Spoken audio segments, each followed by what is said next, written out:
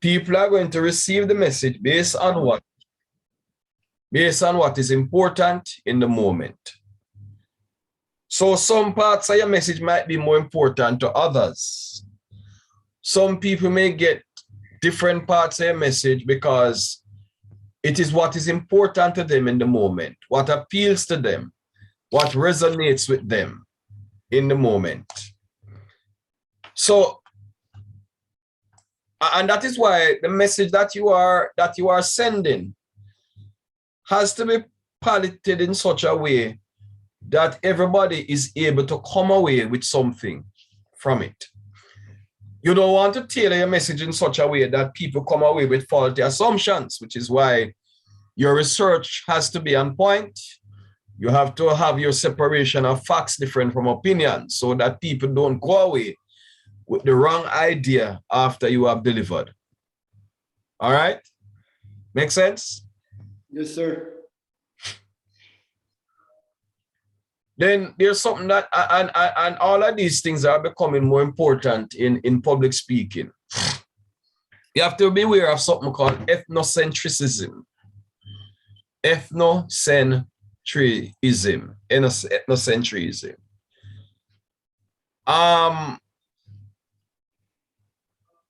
We are operating in a global space.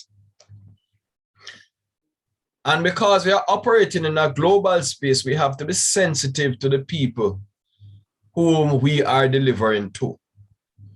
It's not like 20, 30 years ago, you know, and with the advent of social media, the message that we are delivering today can reach so many persons from so many different cultural backgrounds. And so ethnocentrism is important. In other words, it's an awareness of the diversities that exist among the people whom we are trying to reach. So it is understanding that one group is not superior to any, right? And the other is also true. One group is not inferior to any either.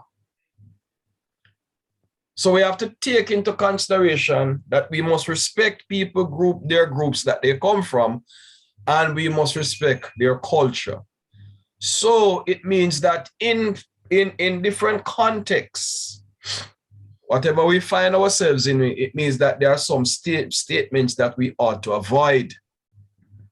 And it's not just about racism in terms of Black persons and the experiences that we have had, but we can also be, you know, have an attitude of ethnocentrism, which is, you know, not very good.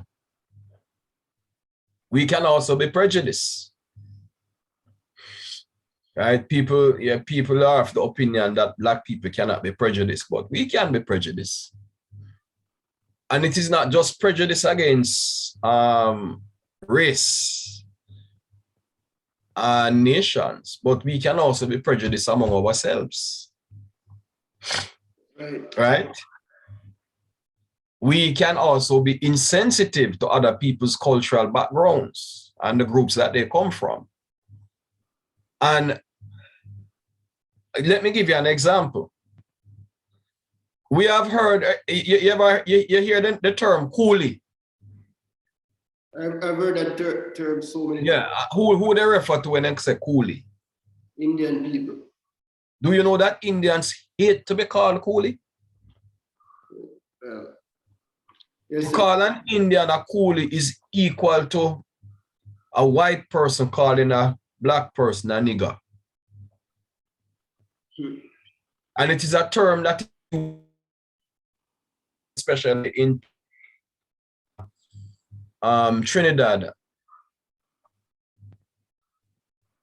right? When we talk about coolie, we are referring mostly to Indian people of Indian descent. And Indians really don't like to be called coolie because they find it a very, very derogatory, racist term.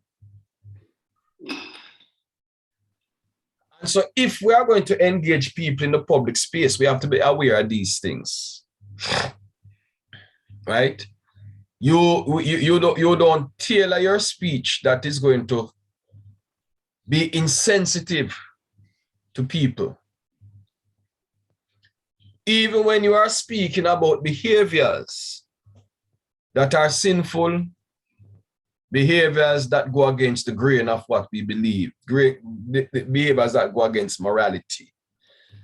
So a subject like, say, homosexuality, we know all of the terms, Enrico and Ronald, throughout the Caribbean, where what we refer to as homosexuals.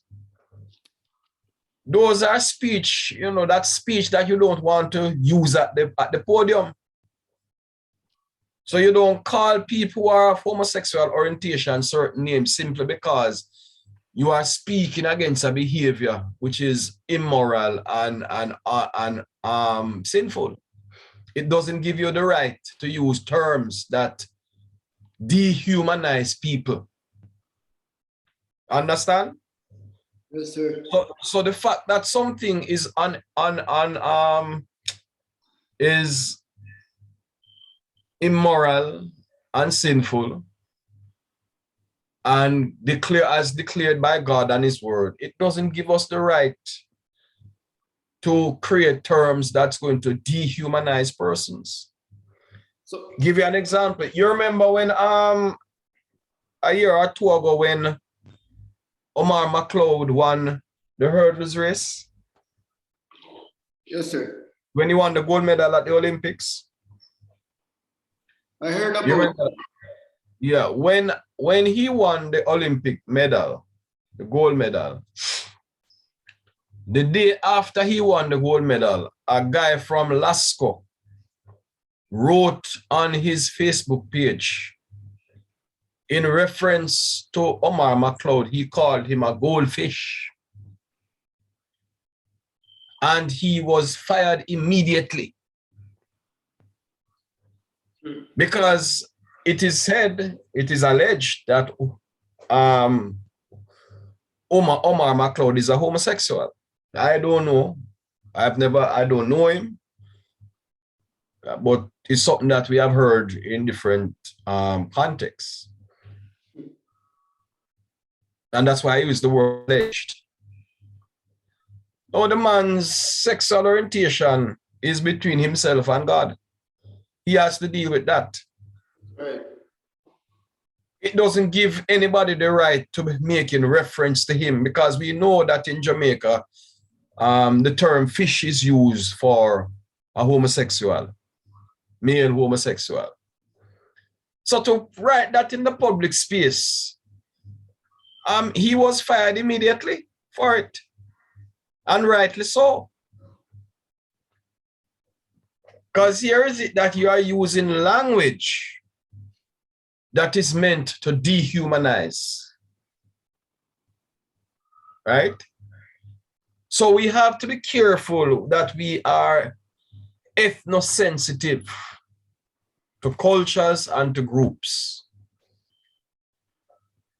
People's behavior don't have to be accepted for us to respect. Make sense?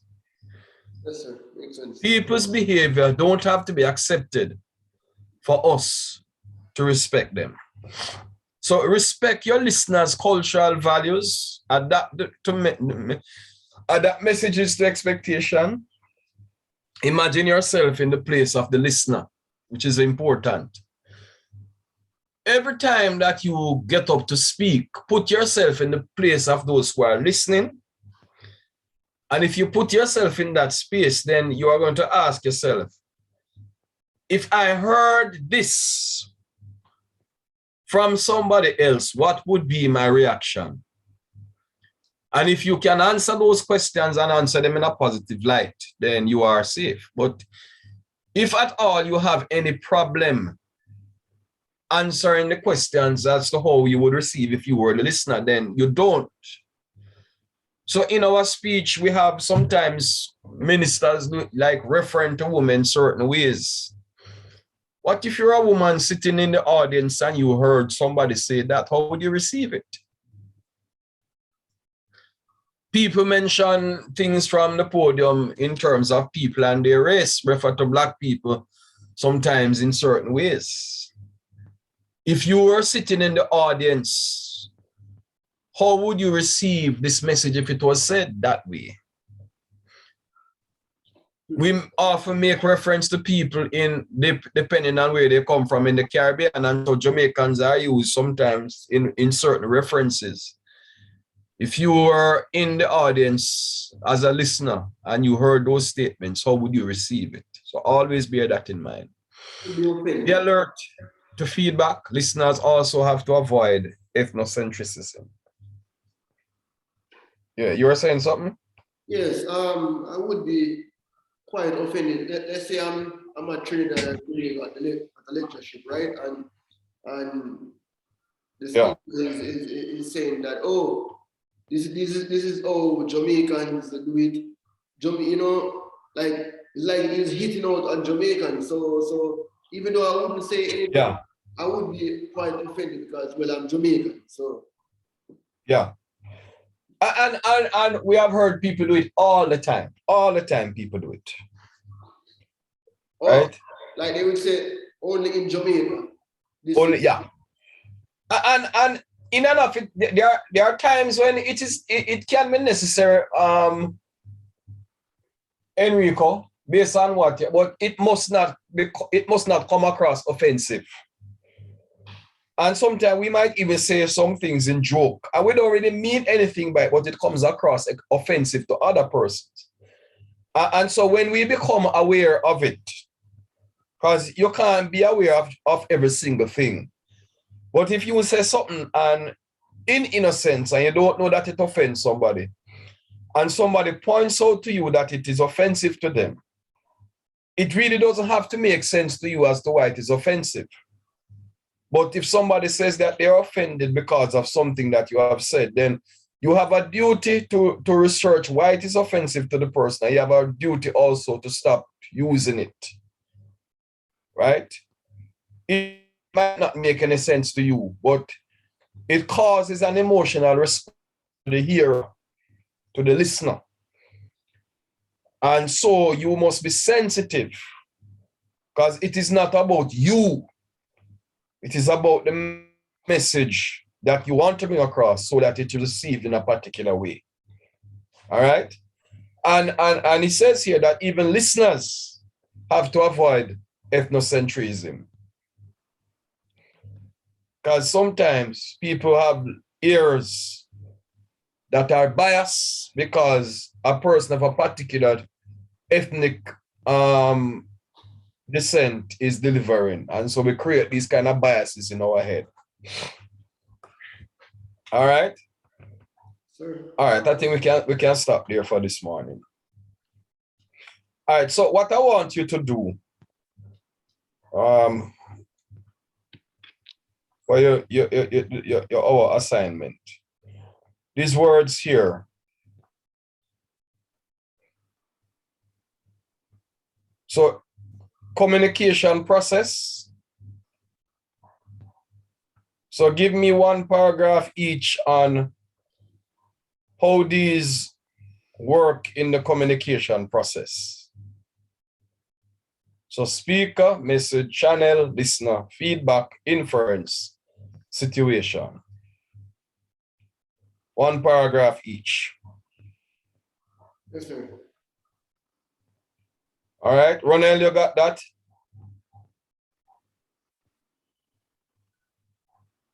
Ronel? Hello? What's wrong with this phone? Hello? Yeah, did you get that assignment? What assignment? Yeah.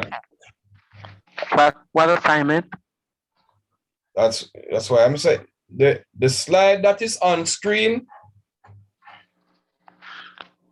Speaker, message, channel, listener, feedback, interference, situation.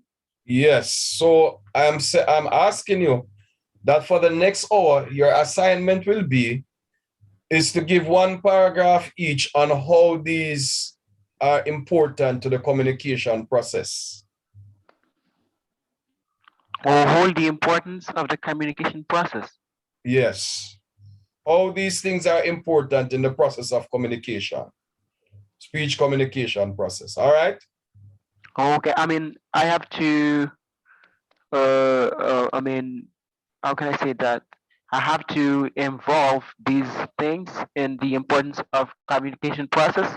Yes, sir. So Oh, okay. So, take your screenshot of it and go and do your research and email in an hour. oh, okay. Let me do that. Okay, sir. Okay.